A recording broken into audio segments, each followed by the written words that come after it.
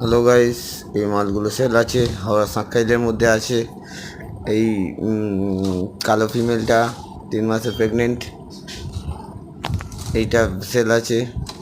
Plus এর সঙ্গে কিছু বাচ্চা আছে, এগুলো সব সেল আছে, হাওড়া সাঁকরাইলে আছে। যদি আপনাদের কেউ নিতে ইচ্ছুক হন তাহলে আমাকে স্ক্রিনে দেওয়া নাম্বারে ফোন করবেন।